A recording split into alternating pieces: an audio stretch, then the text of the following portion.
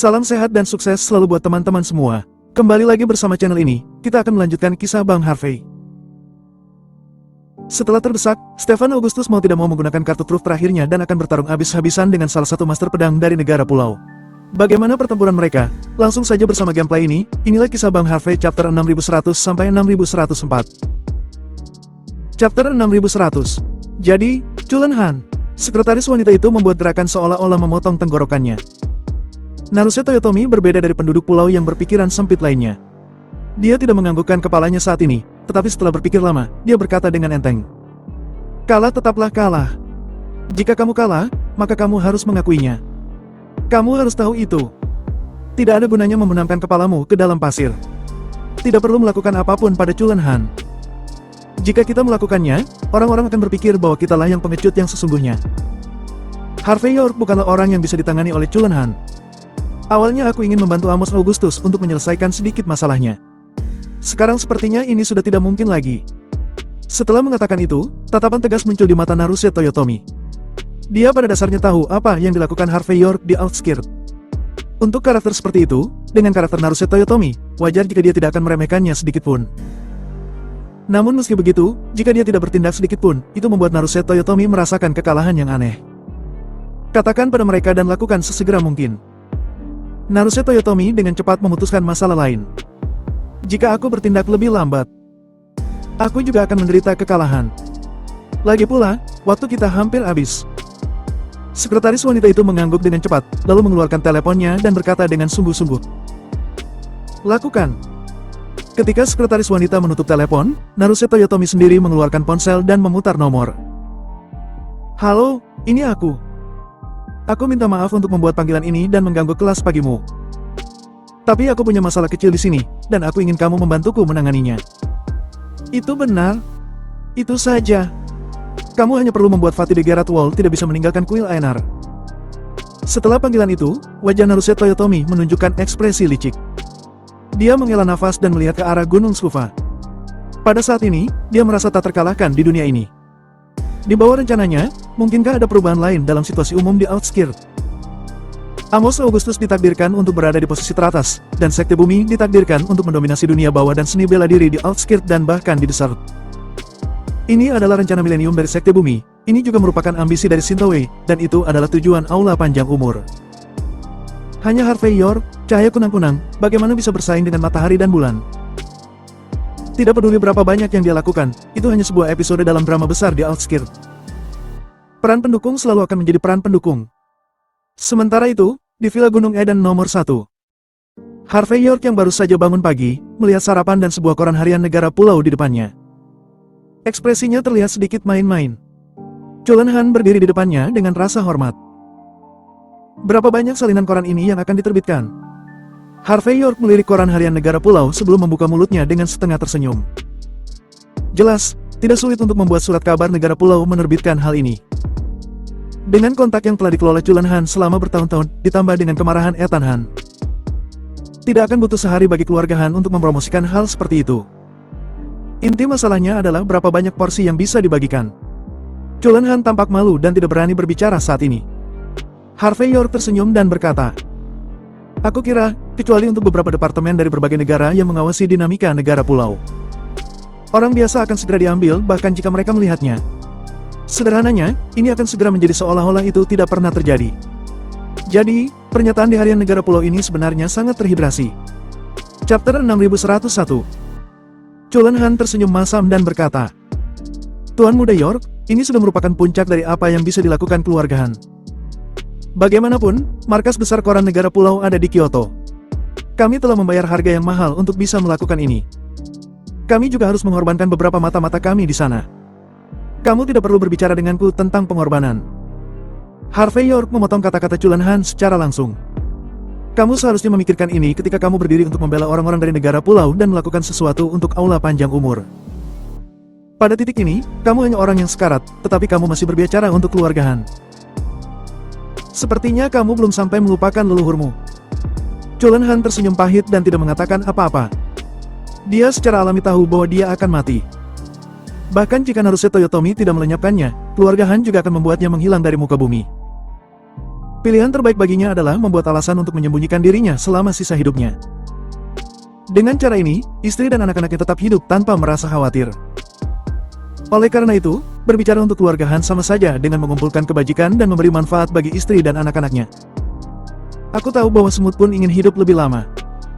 Harvey York mengubah topik sesuka hati.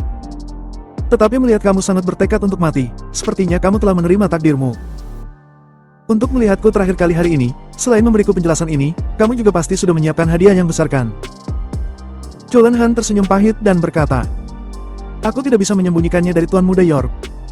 Ini semua kekayaan bersih yang telah aku perjuangkan selama bertahun-tahun." Saat berbicara, Chulen Han mengeluarkan cek dan meletakkannya dengan hormat di depan Harvey York. Ada banyak angka nol di atasnya, cukup untuk membuat orang biasa akan menjadi pusing dalam sekejap. Harvey York tidak meliriknya sama sekali, tetapi memandang Chulen Han dengan penuh minat, dan berkata dengan ringan, "Aku tahu kamu adalah orang yang cerdas. Kamu tahu kapan harus maju atau mundur, dan aku tahu seberapa dalam dan dangkal dirimu. Sayang sekali orang sepertimu mati seperti ini. Ya, aku akan memberimu kesempatan untuk hidup." Chulen Han tertegun sejenak, dan kemudian dia berkata dengan gembira, "Tuan Muda York katakan, selama aku bisa bertahan, aku akan melakukan apapun, bahkan jika aku harus terjun ke lautan api." Terjun ke lautan api tidak akan cukup. Harvey York menepuk tangannya. Tapi tidak berlebihan untuk mengatakan bahwa akan ada 9 kematian. Aku ingin kamu menggunakan uang ini sebagai dana acara, membuat perubahan total, dan kemudian pergi ke negara pulau.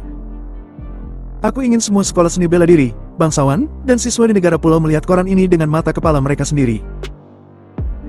Aku ingin semua orang yang mengaku sebagai penduduk pulau nomor 1 di dunia, merasakan rasa malu dan kenyataan yang belum pernah terjadi sebelumnya. Apakah itu bisa dilakukan? Kelopak mata Chulen Han melonjak, dan dia secara alami tahu betapa sulitnya masalah ini. Jika dilakukan, kemungkinan besar dia akan terbunuh oleh penduduk pulau. Tetapi jika dia tidak melakukannya, dia akan mati sekarang. Hanya saja semut di dunia ini masih mencuri nyawanya, apalagi manusia. Melihat Chulen Han tidak berbicara, Harvey York melanjutkan, "Tentu saja, aku tidak akan membiarkanmu bekerja secara sukarela, itu tidak baik. Jika hal ini sudah selesai, aku jamin namamu akan tercatat dalam sejarah, dan itu tidak jauh berbeda dengan menjadi serigala. Kamu bisa menulis halaman terpisah untuk silsilah keluarga Hanmu." Mendengar kata-kata terkenal dalam sejarah, segel serigala, Chulen Han, yang awalnya sedikit takut, langsung menjadi panas di matanya. Kring! Tepat ketika Harvey York menyelesaikan masalah ini, teleponnya tiba-tiba bergetar, dan itu adalah nomor yang tidak dikenalnya. Setelah koneksi tersambung, suara tua yang agak tergesa-gesa datang dari sisi yang berlawanan. "Tuan Muda York, selamatkan anakku." Fatih Great Wall. Chapter 6102. Ketika Harvey York sedang menjawab telepon, Mandrake Residen berada dalam masalah besar. Api merah yang membakar terlihat jelas dari langit. Stefan Augustus yang percaya pada bahwa dia adalah seorang perencana handal, tidak pernah menyangka bahwa musuhnya akan melakukan hal-hal yang begitu gila seperti ini. Mandrake Residen dibakar secara langsung, setelah musuhnya tidak bisa memaksanya keluar. Dalam waktu kurang dari setengah jam, penjaga di sekitarnya telah berkurang lebih dari setengahnya. Tak satu pun dari orang-orang ini jatuh ke dalam duel yang serius. Banyak dari mereka jatuh ke tanah setelah menghirup asap beracun yang kuat. Aula panjang umur berencana untuk melenyapkan Stefan Augustus secepat mungkin, dan memaksa Amos Augustus berdiri di samping mereka. Selain membakar tempat itu, mereka juga mempersiapkan metode pembunuhan yang sama baiknya. Banyak master bela diri berpengalaman yang terbunuh secara misterius. Pembunuh itu seperti hantu yang bersembunyi dalam kegelapan, mereka dengan mudah bersembunyi dalam bayangan. Orang-orang negara pulau yang memahami seni bela diri negara pulau, akan tahu bahwa orang-orang ini menggunakan ninjutsu koga dari negara pulau. Ini bukan milik dari salah satu dari 6 sekolah besar negara pulau, tetapi memiliki posisi penting dalam sejarah seni bela diri negara pulau. Setelah era kesogunan berakhir,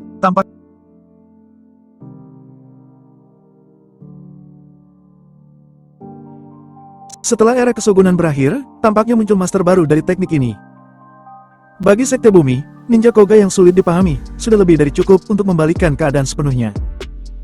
Disertai dengan teriakan kesakitan, kecuali orang-orang setia Stefan Augustus, yang lainnya mati atau bahkan ada yang melarikan diri. Situasi saat ini benar-benar sangat genting. Krak! Dalam nyala api yang mengamuk, sosok yang mengenakan jubah pendekar dari negara pulau menendang pintu Mandrake Residen. Kemudian dia berjalan dengan acuh tak acuh, menuju halaman tempat di mana Stefan Augustus bersembunyi. Penduduk pulau. Orang yang bertindak benar-benar dari penduduk pulau. Amos Augustus. Bajing ini benar-benar sudah bekerja sama dengan penduduk pulau. Ketika seseorang melihat adegan ini, mereka segera membuka mulut mereka dengan wajah muram. Beberapa dari mereka bergegas keluar sambil berteriak pada saat yang sama. Tetapi orang yang datang tidak melakukan banyak gerakan, dia hanya mengayunkan tangan kanannya untuk melepaskan tembakan energi. Orang-orang Amos Augustus segera terpental kembali. Lenyapkan! Lenyapkan dia untukku! Meskipun suara Stefan Augustus acuh tak acuh, tetapi masih disertai dengan kemarahan yang tak terkendali. Wush! Wush! Wush! Sosok berjubah itu melambaikan lengan bajunya yang lebar dengan acuh tak acuh, dan tiga sosok segera terlempar dan jatuh ke tanah dengan ekspresi tidak percaya di wajahnya. Mereka jelas adalah biksu prajurit dari kuil Aenar yang telah berlatih tudung lonceng emas dan baju besi.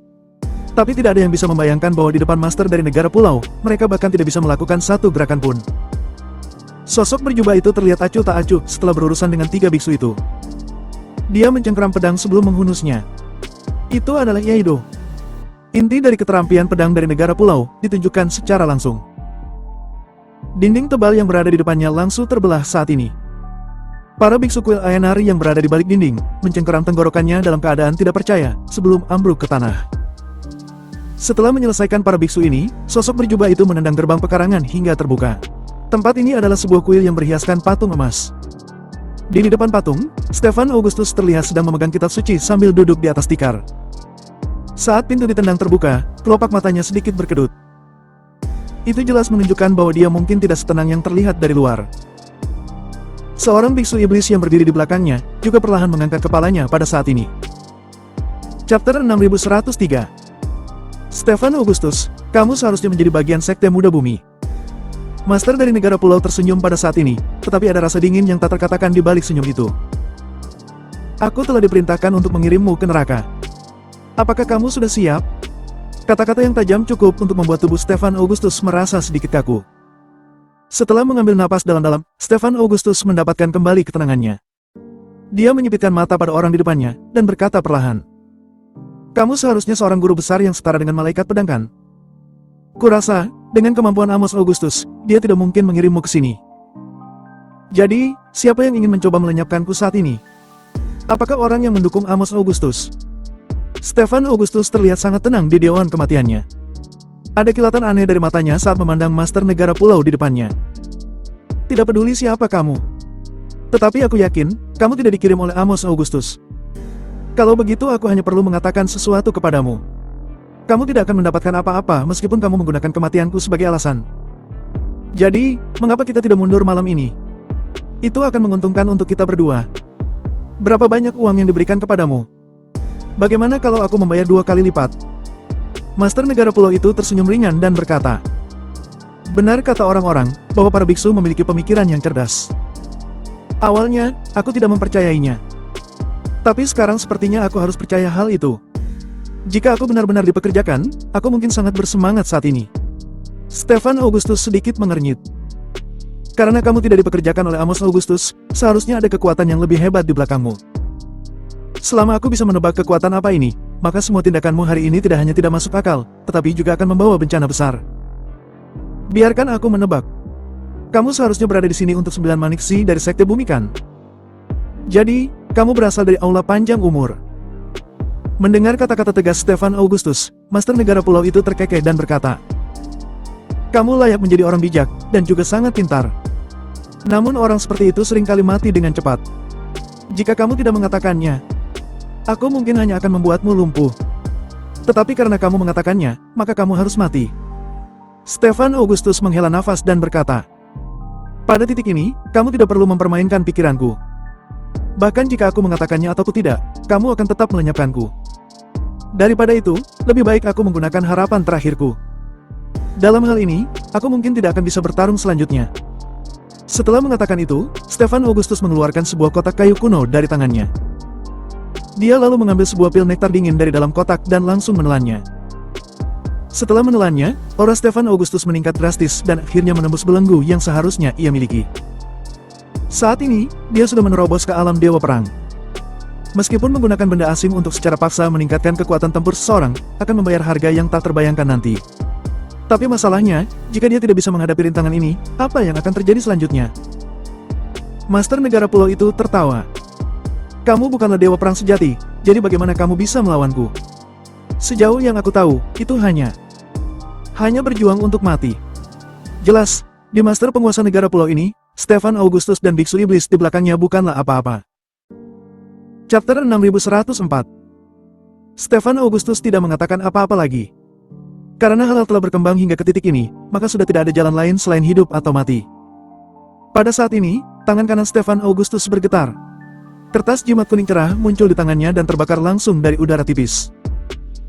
Dan Biksu Iblis di belakangnya segera mengangkat kepalanya, membuat suara aneh dari tenggorokannya sebelum bergerak ke depan. Saat Biksu Iblis itu bergerak, Master dari Negara Pulau juga bergerak.